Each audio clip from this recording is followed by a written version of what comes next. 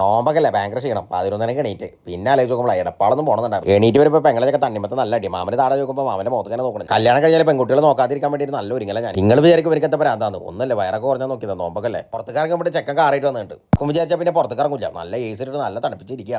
മനസ്സിലായില്ല പൈസ പ്രായം നാടിനെ മൊത്തം പ്രാങ്കിയാണ്. അങ്ങനെ ഞങ്ങൾ എടപ്പാളെത്തി. നാട്ടിലെ ചൂടാണ് സഹിക്കണില്ല. കൂടെ ബ്ലോക്കും നോമ്പും അവിടെ വീക്കേരളം ഒരു പ്രൊമോഷൻ ഉണ്ടായിരുന്നു. പ്രൊമോഷൻ കഴിഞ്ഞ് വേഗം സ്ഥലം വിട്ടു. ഇയാൾക്ക് സ്വഭാവമുണ്ട് പുറത്തുകറങ്ങിയിട്ട് ഗ്ലാമർ പോയോന്ന് തോന്നുന്നു. എനിക്കാണെങ്കിൽ കാര്യപ്പെട്ട ഒരു വീഡിയോ എടുക്കാൻ പറ്റില്ല. കാറിന്റെ ചെറുക്കൻ കാരണേ വയസ്സിന് വണ്ടിക്ക് ഒരു പ്രത്യേകം ഉണ്ട്. പെട്രോൾ അടിച്ചാൽ വണ്ടി ഓടുള്ളൂ. പിന്നെ അതുകൊണ്ടൊരു ബുദ്ധിമുട്ട് വേണ്ട വേഗം പെട്രോൾ അടിച്ചു. അവിടുന്ന് ഞങ്ങൾ നേരെ ടെൻഡർകം കഫേ കണ്ട് വന്ന് നമ്മുടെ സ്വന്തം ഷോപ്പേ ആര്യ പരിപാടിയൊക്കെ കഴിഞ്ഞ് നോമ്പ് കഴിഞ്ഞിട്ട് അവിടെ ചെന്നപ്പോൾ യൂസഫായി നമ്മുടെ പൊറോട്ട അടിച്ചിട്ട് കുതിപ്പിക്കുക. അൻവർക്ക് ടെൻഡർകമിന്റെ സ്പെഷ്യൽ ഐറ്റങ്ങളൊക്കെ തയ്യാറാക്കി വെച്ചിരിക്കുക. എല്ലാതെ അവിടെ കണ്ട് വേഗം വീട്ടിലേക്ക് പോകുന്നു. പൈസ എന്റെ കുടുംബത്താക്കിയിട്ട് പൈസന്റെ കുടുംബത്തേക്ക് വേഗം പോയി. വീട്ടിൽ വേഗം കയറി ചെന്നപ്പോൾ നമ്മുടെയൊക്കെ ഫോണില്ല. പെങ്ങളെയൊക്കെയാണെങ്കിൽ സുട്ടാണി കാണിച്ച് നടക്കുക. വീട്ടിലെത്തിക്കാൻ ഉമ്മ പറഞ്ഞ് പൊറോട്ട മേടിച്ചോണ്ടാ. അപ്പൊ തന്നെ അളിയന്റെ വണ്ടി എടുത്ത് ഞാൻ വേഗം പോയി. എന്റെ അമ്മ തിന്നാൻ പറഞ്ഞ എന്ത് സാധനമാണെങ്കിൽ ഞാൻ മേടിച്ച് വേഗം പോരും. കണ്ണട വെച്ച് വണ്ടി എടുക്കുമ്പോൾ എപ്പോഴും നാട്ടുകാർ പറയും നീ മമ്മൂട്ട അനിയനാണോ. പൊറോട്ട മേടിക്കാൻ നമ്മുടെ കടയ്ക്ക് വന്നു. പക്ഷേ പൈസ കൊടുക്കൽ നിർബന്ധം. അൻവർക്കാണെങ്കിൽ നോമ്പ് പലഹാരത്തിന്റെ തിരക്കില്ല. കുറച്ചു അൻവർക്ക് പണിയെടുക്കണം കണ്ടു. പിന്നെ അൻവർക്ക് ഇനി പണിയെടുത്ത് പോയത് പറഞ്ഞു. ഞാൻ പണിക്കിറങ്ങിയപ്പോൾ പതുക്കെ എല്ലാ കാര്യമായി. എനിക്കാണെങ്കിൽ ഇടയ്ക്കിടയ്ക്ക് ഇങ്ങനെ പണിയെടുത്തോണ്ടിരിക്കും. ഇങ്ങനെ വട്ടാവും. പണിയുടെ ഡോസ് കുറഞ്ഞത് കണ്ടപ്പോൾ ഞാൻ വേഗം പൊറോട്ട മേടിച്ചിട്ട് ഇറങ്ങി. അയൽവാസി ഒരു 8,000 രൂപ തന്നിട്ട് ഞാൻ വിചാരിച്ചു എന്റെ പോക്കറ്റിലാക്കാനാണ്. നീ അത് നിന്റെ അക്കൗണ്ടിലാക്കിയിട്ട് നിന്റെ അക്കൗണ്ടിൽ നിന്ന് എന്റെ അയക്കാനാ പറഞ്ഞു. എന്റെ അക്കൗണ്ടിൽ 8,000 വന്നപ്പോൾ സുഖം. പിന്നെ ഞാൻ അപ്പം തന്നെ അയൽവാസിക്ക് അയച്ചു കൊടുത്തു. അപ്പോൾ ആ സുഖം പോയി. അവിടെ വേഗം ഇറങ്ങി നോമ്പറക്കുള്ള സമയം അത് വെച്ചിട്ട് ബക്കറിനാണ്. ബക്കറിനോട് കോഴിയുടെ വില ചോദിച്ചു. കോഴിയുടെ വില ചോദിക്കണമെങ്കിൽ ഭയങ്കര ഇഷ്ടം. മേടിക്കാനല്ല ബക്കറിന്റെ തള്ളു കേൾക്കാന്നില്ല. ഞാൻ വേഗം വീട്ടിലെത്തി. വീട്ടിലെത്തിയപ്പോൾ പെങ്ങളെ കുട്ടി നോമ്പറക്കുള്ള സാധനങ്ങൾ ചെയ്യപ്പെട്ട് ഓടി വന്നു. നമ്മുടെ പെണ്ണുങ്ങളാണ് ക്യാമറ ഓൺ ആക്കിയപ്പോൾ തണ്ണിമത്തന്നെ സുന്ദരിയാക്കണോ എന്നെ സുന്ദരിയാക്കണോ ആളുള്ള കൺഫ്യൂഷനില്ല. അവിടുന്ന് 15 മിനിറ്റ് കഴിഞ്ഞ് നോമ്പറന്ന്. ഇന്ന് നോമ്പറക്കാൻ മൂത്താപ്പണ്ടായിരുന്നു. മൂത്താപ്പനായിട്ട് തുറ പറഞ്ഞത് പള്ളിയിൽ പോയി. പള്ളിയിൽ നേരത്തെ എത്തുമ്പോൾ ജമാത്തിനൊപ്പം തന്നെ നിസ്കരിക്കാൻ പറ്റി. തിരിച്ച് വീട്ടിലേക്ക് എത്തിയപ്പോൾ തള്ളിന്റെ ഉസ്താദ് ഗൾഫിൽ നിന്ന് വിളിക്കുന്നത്. അതിന്റെ പൊന്നോ 30 സെക്കൻഡ് അനുസരിച്ച് ഞാൻ കട്ടി. മാമന്റെ മോന്റെ തള്ളു കേൾക്കുമ്പോഴത്തേക്ക് ഞാൻ ഫുഡ് അടിച്ചിരുന്നു.